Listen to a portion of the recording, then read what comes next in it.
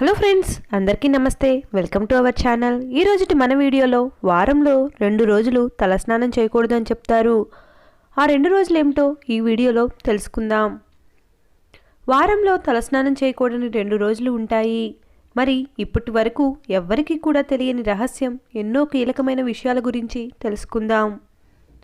ముఖ్యంగా వారంలో తలస్నానం చేయకూడని ఆ 2 రోజులు ఏవి, ఒకవేళ తలస్నానం చేయటం వల్ల వచ్చేటటువంటి ఆ దుష్ప్రభావాలు ఏ విధంగా ఉంటాయి, అదేవిధంగా తలంటు స్నానం ఏ రోజు చేస్తే ఎలాంటి ఫలితం కలుగుతుంది అనే ఆసక్తికరమైన విషయాలు కూడా ఈరోజు మన వీడియోలో స్పష్టంగా తెలుసుకుందాం.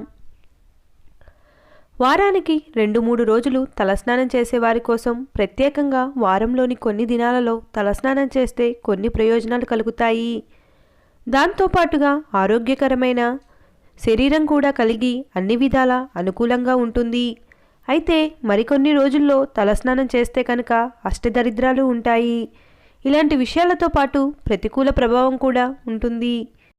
కాబట్టి అన్ని విధాలుగా తలంటు స్నానం ఏ రోజు చేస్తే మంచిది, తలస్నానం ఏ రోజు చేయాలి, అలాగే ఈ విషయం గురించి మన శాస్త్రరీత్యా దీనిని పరిశీలించినట్లయితే స్నానాలు ఉదయం పూటనే చేయాలి. సూర్యోదయానికి పూర్వం చేస్తే చాలా మంచిది. పొద్దుపోయాక చేస్తే లేదా ఏదైనా తిన్న తర్వాత చేసినా అనారోగ్యం కలుగుతుంది.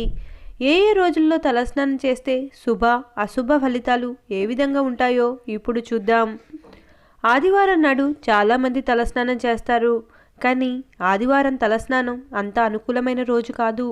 ఫలితం శరీర కాంతి తగ్గుతుంది, కలత, అనారోగ్యం ఏర్పడుతుంది, సంతానానికి కూడా కీడు కలుగుతుంది.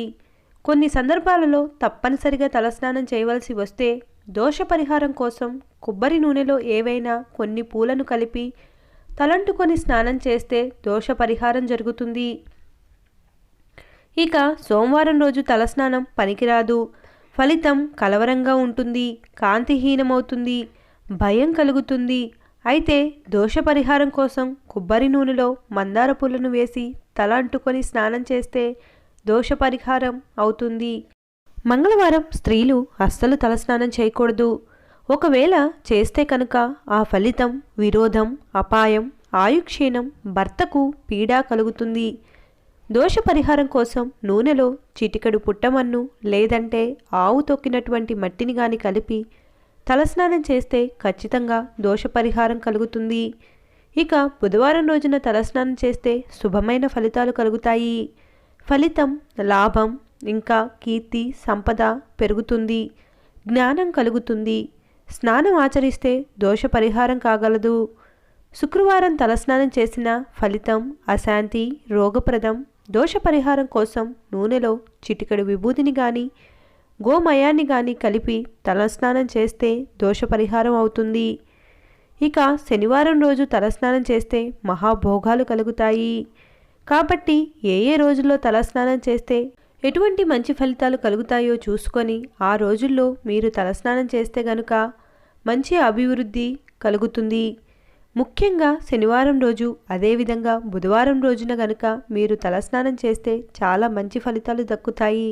అయితే స్త్రీలకు చెప్పినట్లుగానే మరలా పురుషులకు కూడా చెప్పేటటువంటి నియమం ఏంటి అంటే, ఈ తలస్నానం అనేది కేవలం వారంలో 2 రోజులు చేసే వాళ్ళకి మాత్రమే ఈ నియమ నిబంధనలు వర్తిస్తాయి.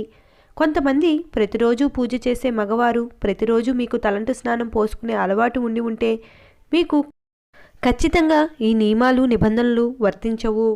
మీకు ఎలాంటి దోషాలు కలగవు. ప్రతిరోజు తలస్నానం చేస్తే ఆరోగ్యం బాగుంటుంది. ఇంకా దాంతోపాటుగా మీకు లక్ష్మీదేవి కటాక్షం కూడా కలుగుతుంది. Thanks for watching. ఈ వీడియో కనుక మీకు నచ్చినట్లయితే please like, share and subscribe to my channel. Thank you.